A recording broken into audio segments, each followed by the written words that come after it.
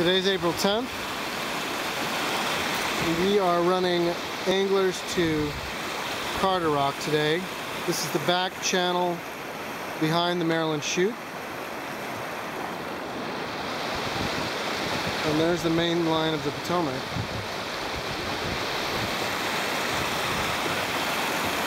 So just to give you an idea of the water level, the gauge is 4.5 feet.